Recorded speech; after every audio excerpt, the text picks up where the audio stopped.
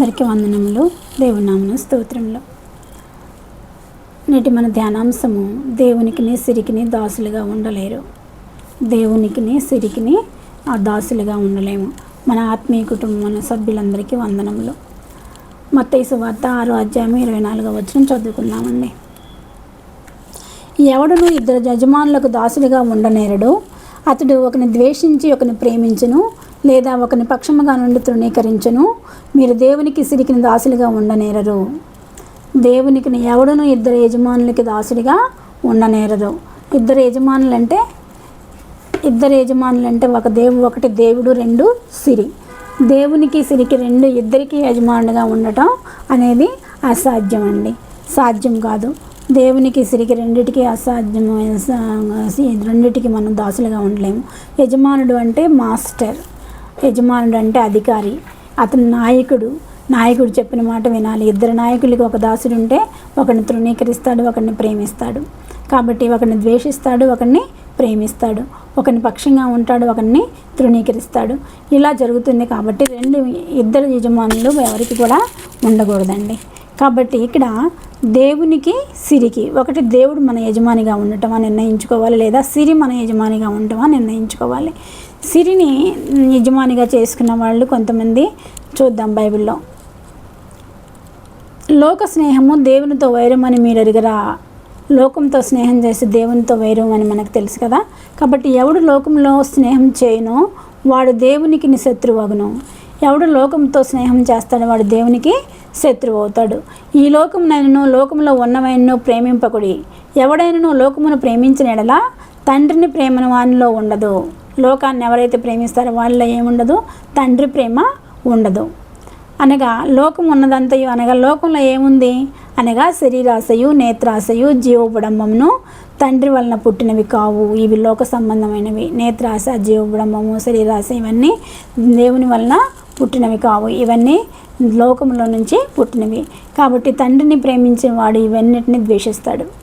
ఎవరైతే దేవుణ్ణి ప్రేమిస్తారో వారు లోక ఆశల్ని ద్వేషిస్తారు. లోకంలో ఉన్న సిరిని ద్వేషించిన వాళ్ళు దేవుణ్ణి ప్రేమిస్తారు. అంతేగాని దేవుణ్ణి సిరిని రెండింటిని ప్రేమిస్తానంటే కుదరదండి. ఇద్దరికి దాసులుగా మనం ఉండలేము అని దేవుడు మాట్లాడుతున్నాడు. ఇక్కడ అననీయ సపీర డబ్బుకి దాసులయ్యారు, దేవునికి దాసులయ్యారు. అందుకే ఏం చేశారంటే వీళ్ళు సగం డబ్బు దాచిపెట్టుకొని సగం డబ్బు తీసుకొచ్చి పేతురు గారికి ఇవ్వడం జరుగుతుంది. ఇంతేనా ఇచ్చిందంటే ఇంతే అని ఇద్దరు అబద్ధం చెప్పడంతో ఇద్దరికి మరణము సంభవించింది. కాబట్టి సిరికి దాసులుగా ఉంటే మరణమే మనకి అవుతుంది. కాబట్టి మనం ఎప్పుడు దేవునికి దాసులుగా ఉండాలండి. తర్వాత ధనవంతుడు లాజరు పేదవాడు. ధనవంతుడు బాగా సిరి సంపదలతో ఈ లోకంలో అన్ని కోరికలు తీర్చుకుంటూ హ్యాపీగా ఆనందంగా జీవించాడు. అతను బెల్లం దగ్గర పడిపోయిన చిన్న చిన్న రొట్టె ముక్కల్ని ఏరుకొని తిన్న లాజరు ఒకరోజు చనిపోయాడు. ధనవంతుడు ఒక దినమున చనిపోయాడు. ఇద్దరు వెళ్ళారు పరలోకానికి. లాజరు వెళ్ళాడు, ధనవంతుడు అగ్నినరకానికి అగ్నిగుండంలోకి పడిపోయాడు. అప్పుడు ఏమని పిలుస్తున్నాడంటే ధనవంతుడు, తండ్రివైన అబ్రహామా, నేను అబ్రహాము రొమ్మున ఆనుకుని ఉన్నాడు లాజరు. తండ్రివైన అబ్రహామా, నాకు నా నోరు చల్లార్చుటకు లాజరు యొక్క చిటికిన వేలితో ఒక్క చుక్క నీటి బొట్టి వేయించమని అడుగుతాడు. ఎంత వేదనగా ఉందో చూడండి అతని బాధ. కాబట్టి ఇలాంటి సమయంలో దేవుడు ఏమన్నాడంటే కుదరదు, నీకును మాకును పెద్ద అగాధము ఉన్నది మధ్యలో, అట్లా రావడానికి కుదరదు అని చెప్తాడు. కాబట్టి ఒకటి ధనవంతుడు సపీరా వాళ్ళకి మరణం సంభవించింది, ధనవంతుడు లాజరుకి నరకం సంభవించింది, ధనవంతుడికి నరకం సంభవించింది. ఇంకటి ధనాశ దేవుని రాజ్యమును చేరనివ్వదండి. ధనాశ ఎవరికి ఉంటుందో వాళ్ళు దేవుని రాజ్యంలో చేరలేరు. ఒక ధనవంతుడు ఒక అధికారి వస్తాడండి. ఇక్కడ ధనవంతుడు లాజరు కథ అయిపోయింది కదండి. ఒక అధికారి సద్బోధకుడా, నిత్యజీవం పొందుటకు నేను ఏమి చేయవలను అని యేసు ప్రభుని అడుగుతాడు. అప్పుడు యేసు ప్రభు ఏం చెప్తారంటే మోషే ఇచ్చిన 10 ఆజ్ఞలను అనుసరించు అని చెప్తాడు. చెప్పినప్పుడు ఆ అధికారి అంటాడు, నేను చిన్నప్పటి నుంచి ఆ 10 ఆజ్ఞలను అనుసరిస్తున్నాను అంటే అప్పుడు యేసయ్య అంటాడు, అట్లయితే నీకున్న ధనమంతా అమ్మి బేదలకు పంచి నీవు నన్ను వెంబడించు, నువ్వు నిత్యజీవమును పొందుతావు అని చెప్తాడు. అప్పుడు ఆయనకి చాలా బాధ కలిగింది. వ్యసన పడిపోయి నేను నా డబ్బంతా పేదలకు పంచాలా అని చెప్పేసి అక్కడి నుంచి వెళ్ళిపోతాడు. అప్పుడు ప్రభు అయిన యేసు ఏమన్నారంటే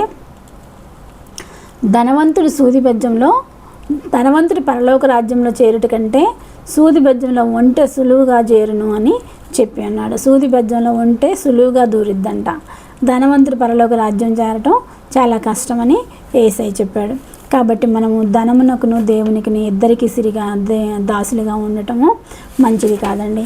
ధనాన్ని ద్వేషించి ప్రభు అయిన యేసుని ఆరాధించాలి. ప్రభు అయిన యేసుని ఆత్మతోనూ సత్యంతోనూ ఆరాధించినట్లయితే నువ్వు నిత్య పరలోకంలో నిత్య జీవనానికి వారసుడు అవుతావు. నిత్య జీవం పొందడానికి ఏం చేయాలి? మనం ఆత్మతోనూ సత్యంతోనూ మన తండ్రి అయిన దేవుణ్ణి ఆరాధించాలి. అట్లా ఆరాధించిన ప్రతి ఒక్కరు కూడా తండ్రి అయిన దేవుని యొక్క పరలోక రాజ్యం నిత్య జీవమునకు వారసులు అవుతారు. ఒకరోజు ఒక తల్లిదండ్రులు ఉంటారండి. ఒక తల్లిదండ్రులకు ఒక పాప ఉంటుంది. అతను ఏం చేస్తాడంటే సాఫ్ట్వేర్ ఇంజనీరు. అతనికి డబ్బు సంపాదించడం ఒక పెద్ద లక్ష్యంగా పెట్టుకుంటాడు. ఇంకా భార్యతో కానీ పిల్లలతో కానీ టైం స్పెండ్ చేయకుండా ఆ డబ్బులు సంపాదించడం కోసం ప్రతిరోజు ఉదయాన్నే లేవటం, రాత్రి 10ంటికి వచ్చే వరకు ఆ పాప నిద్రపోతూ ఉంటుంది.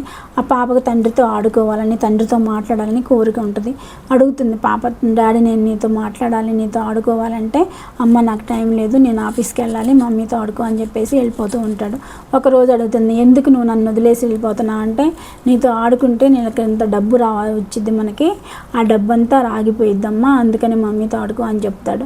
అప్పుడు ఆ పిల్లకి చిన్న మనసుకి ఏమనిపిస్తుంది అంటే, డబ్బు కోసమే కదా డాడీ పనిచేస్తుంది, నేను డబ్బులు దాచిపెట్టి డబ్బులు ఇచ్చి నాతో మాట్లాడమని అంటాను అని ఆ చిన్న పాప ఆ డాడీ ఇచ్చిన డబ్బులన్నీ ఒక డబ్బాలో వేసుకుంటుంది. ఒక డబ్బాలో వేసుకొని కొన్ని రోజుల తర్వాత ఆ డబ్బా పగలగొట్టి ఆ డబ్బాలో ఉన్న డబ్బులన్నీ కూడా తండ్రికి ఇచ్చిద్ది. తండ్రి దగ్గరికి తీసుకెళ్ళి, డాడీ ఇదిగో డబ్బులు, మీరు నాతో ఆడుకోవడానికి, మీకు నాతో ఆడుకుంటే డబ్బులు రావు కదా, ఆ డబ్బులు నేనే ఇస్తాను, నాతో మాట్లాడు అని చెప్పేసి తండ్రితో మాట్లాడుతుంది పాప. అప్పుడు తండ్రికి కనువిప్పు కలుగుతుంది. నా పిల్లని నేను ఎంత నిర్లక్ష్యం చేశాను, నాకు డబ్బు తీసుకొచ్చిస్తుంది అని చెప్పేసి కనువిప్పు కలిగింది. కాబట్టి సిరికి దాసులు కాకూడదండి ఎవరు కూడా. ఈ వ్యక్తిలాగా సిరికి దాసులు కాకూడదు, దేవునికి దాసులుగా ఉండాలండి. సిరికిని దేవునికిని వారసుడిగా ఉండలేవు, రెండిటికి వారసులుగా ఉండలేమండి. మనం దేవుని రాజ్యంలో చేరాలంటే దేవుని రాజ్యంలో చేరాలంటే ధనాశ అనేది మనిషికి ఉండకూడదు. ధనం అనేది కొంతవరకు మనకు అవసరమైనంత వరకు సంపాదించుకోవచ్చు, కానీ ఎక్కువగా సంపాదించి కోట్లు సంపాదించి పెట్టాలి అని మనం దేవుణ్ణి నిర్లక్ష్యం చేయకూడదు. ధనం అనేది మన అవసరాలకు తీరటానికి కొంతవరకు అవసరం. దాన్ని సంపాదించుకోమని దేవుడు కూడా 6 దినములు ఉద్యోగం చేసి పని చేసుకొని 7వ దినమున విశ్రాంతి తీసుకోమన్నాడు. కాబట్టి 6 దినములు సంపాదించి 7వ దినమున విశ్రాంతి తీసుకోమని దేవుడు చెప్తున్నాడు. ఆ రీతిగా చేయటం అనేది ఓకేనండి.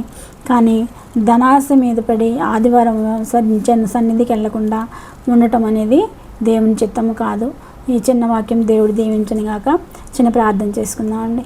సర్వశక్తి మిక్కిలి కృపగలన ఘనమైన యేసురాజు, మీ పాదములకు స్తుతులు స్తోత్రములు తండ్రి. అద్భుతకరడ ఆశ్చర్యకరడ మీ పాదములకు స్తోత్రములు నాయన. మీరు ఇచ్చిన వాక్యంకై వందనములు ప్రభా. నీరు కట్టి ఫలింప చేయండి ప్రభా. అయ్యా, మా యూట్యూబ్లో ఉన్న ఆత్మీయ కుటుంబ సభ్యులందరినీ ఆశీర్వదించి దీవించండి. అక్కడ తలలోంచిన బిడ్డలందరినీ ఆశీర్వదించి దీవించండి ప్రభా. ఎవరికి అవసరం ఉన్నదో వారిని ప్రతి ఒక్కరు ప్రభా నీకు దాసులుగా ఉండటానికి సహాయం చేయనైనా.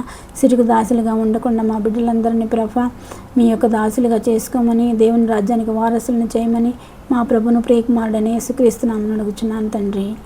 ఆమేన్.